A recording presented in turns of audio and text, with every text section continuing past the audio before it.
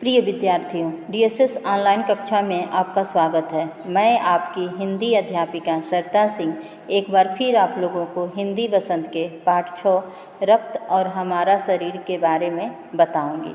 जैसा कि हम लोगों ने पिछले वीडियो में पढ़े थे कि अनिल की छोटी बहन दिव्या को खून की कमी के कारण एनीमिया हो जाता है। अनिल एनीमिया के बारे में जब डॉक्टर दीदी से पूछता है तो डॉक्टर दीदी बताती हैं कि यह जानने के लिए तुम्हें रक्त के बारे में जानना होगा। उसके बाद वो कहती हैं कि इसके 2 भाग होते हैं।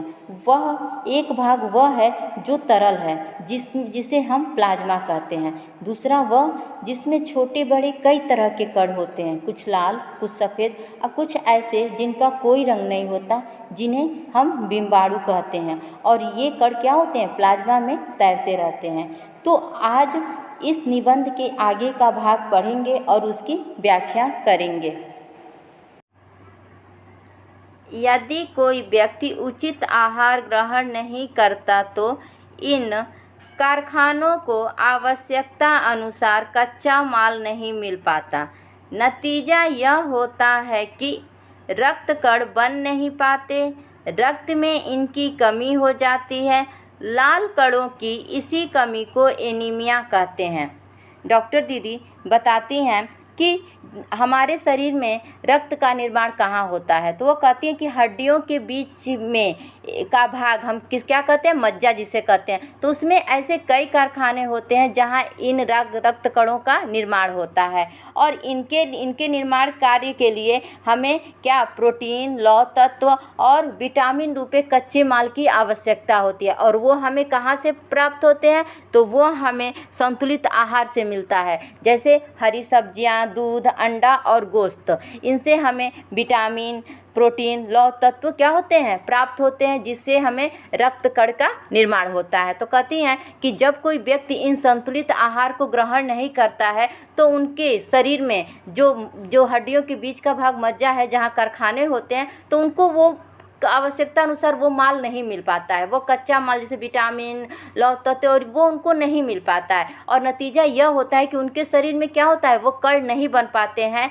और वो क्या होता है? उनके अंदर खून की कमी हो जाती है और इन्हीं लाल कणों की कमी की वजह से उन्हें क्या हो जाता है? एनीमिया हो जाता है।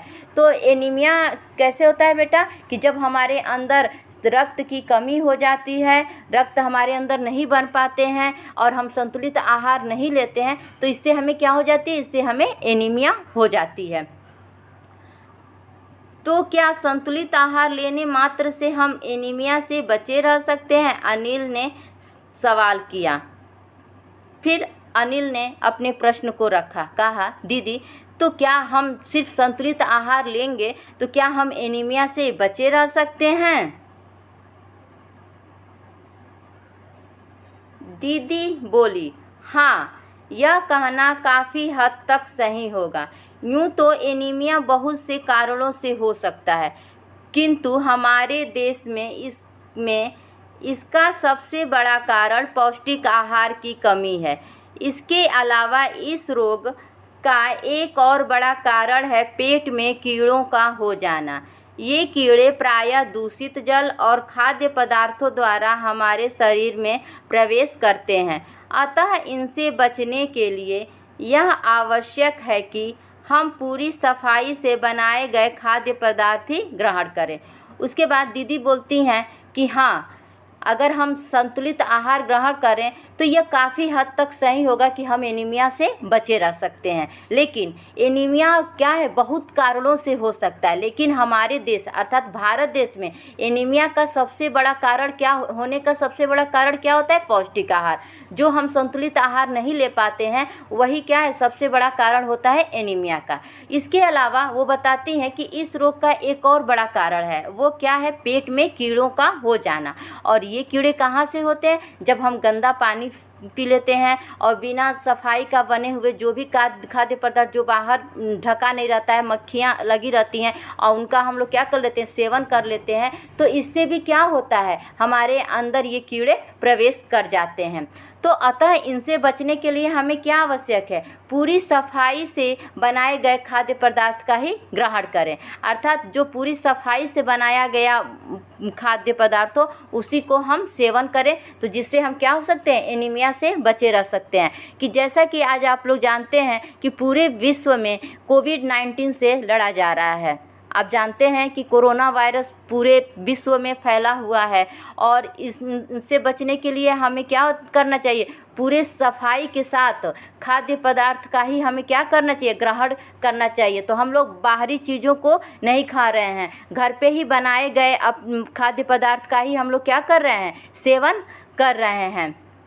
उसके बाद वो बताती हैं, भोजन करने से पूर्व अच्छी तरह से हाथ धो लें और साफ़ पानी ही पिएं। उसके बाद कहती हैं कि जब भी हम भोजन करें तो उससे पहले अपने हाथों को धो लें और क्या करें, हम हमेशा साफ़ पानी को ही पिएं। और जैसा कि आप लोग को पता ही है कि आज हम हर समय अपने हाथों को क्या कर रहे हैं, 20 सेकंड तक हाथों को साबुन से धोते रह रहे हैं, जिससे हम कोरोना वायरस से लड़ सकें और अपने आप को बचा सकें। और इसीलिए हम लोग अपने आप को बचाने के लिए क्या कर रहे हैं, ज़्यादातर अपने घरों में ही रह रहे हैं, क्योंकि कहा भी गया है कि अपनी सुरक्षा अपने हाथ, क्योंकि हम लोग अपनी सुरक्षा स्वयं ही कर सकते हैं। तो हम लोग क्या कर रहे हैं, दूरी बना के रह रहे हैं और अपने घर में ही अधिक से अधिक समय क्या हो रहा है, अपने घर पे ही रह रहे हैं, भीड़ भाड़ इलाके पर नहीं जा रहे हैं।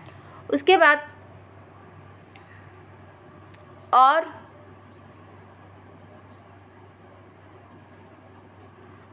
और हाँ, अनिल, एक किस्म के कीड़े भी हैं जिनके अंडे ज़मीन की ऊपरी सतह में पाए जाते हैं। इन अंडों से उत्पन्न हुए लार्वे त्वचा के रास्ते शरीर में प्रवेश कर आंतों में अपना घर बना लेते हैं। इनसे बचने का सहज उपाय है कि शौच के लिए हम शौचालय का ही प्रयोग करें और इधर उधर नंगे पैर न घूमें। तो लार्वे का अर्थ होता है बेटा कीड़े का बच्चा। असहज का अर्थ होता है आसान। लार्वे का अर्थ होता है कि कीड़े का बच्चा और सहज का अर्थ होता है आसान। उसके बाद वो कहती हैं कि अनिल, एक किस्म का कीड़ा भी होता है जिससे हमें एनीमिया होने का डर क्या होता है, एक किस्म के कीड़े भी होते हैं जो क्या होते हैं, वो ज़मीन की ऊपरी सतह पर, मतलब ज़मीन के ऊपरी सतह पर वो कीड़े पाए जाते हैं। और इन्हीं अंडों से जो उनके जो क्या होते हैं, कीड़े के बच्चे होते हैं, वो त्वचा के रास्ते हमारे क्या होते हैं, शरीर में प्रवेश कर लेते हैं और आंतों में क्या होता है, अपना घर बना लेते हैं। तो इनसे बचने का सहज आसान उपाय क्या है कि हम शौच के लिए हम शौचालय का ही प्रयोग करें और इधर उधर नंगे पैर न घूमें।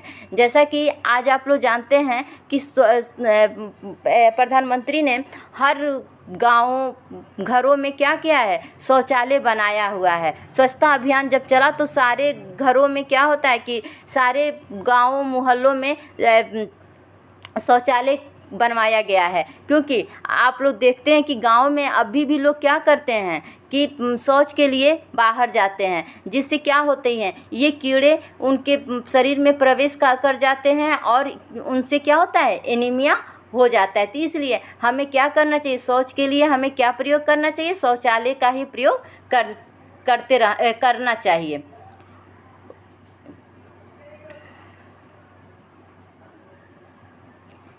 दीदी, यह तो बहुत ही महत्वपूर्ण बात बताई आपने। अनिल बोला दीदी, आज आपने हमें बहुत ही महत्वपूर्ण बात बताई है कि हमें साफ़ पानी पीना चाहिए, स्वच्छ खाद्य पदार्थ को ही खाना चाहिए, शौच के लिए शौचालय का ही प्रयोग करना चाहिए। यह बात आपने बहुत महत्वपूर्ण बात हमें बताई है। वह पल भर सोच में डूबा रहा, फिर बोला, आपने बताया था कि रक्त में सफ़ेद कण और बिम्बाणु प्लेटलेट कण भी होते हैं, शरीर में उनका क्या काम है। उसके बाद वो अनिल थोड़ी देर के लिए सोच में डूब जाता है। उसके बाद फिर वो बोलता है कि दीदी, आपने बताया था कि खून में हमारे सफ़ेद कण और बिम्बाणु, जिसे हम लोग प्लेटलेट कण भी कहते हैं, तो उनका हमारे शरीर में क्या काम है, वो हमारे शरीर के लिए क्या करते हैं।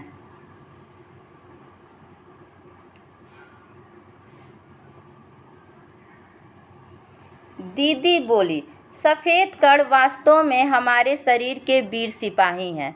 जब रोगाणु शरीर पर धावा बोलने की कोशिश करते हैं तो सफ़ेद कण उनसे डटकर मुकाबला करते हैं और जहाँ तक संभव हो पाता है रोगाणुओं को भीतर घर नहीं करने देते।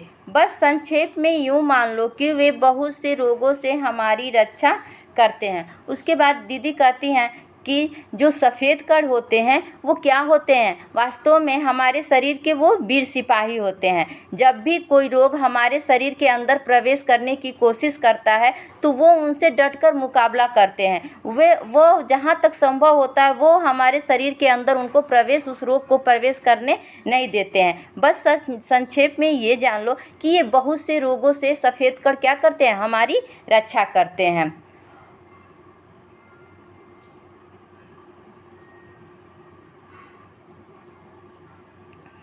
और बिम्बाणुओं का काम है चोट लगने पर रक्त जमाव क्रिया में मदद करना। रक्त के तरल भाग प्लाज्मा में एक विशेष किस्म की प्रोटीन होती है जो रक्त वाहिका की कटी फटी दीवार में मकड़ी के जाल के समान एक जाला बुन देती है।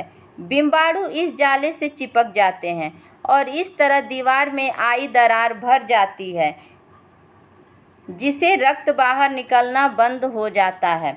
उसके बाद वो बिम्बाणुओं के बारे में बताती हैं कि बिम्बाणु हमारे शरीर में क्या क्या काम करते हैं। तो कहते हैं कि जब भी हमें चोट लगता है तो ये बिम्बाणु क्या करते हैं, उस रक्त को रोकने में हमारी मदद करते हैं।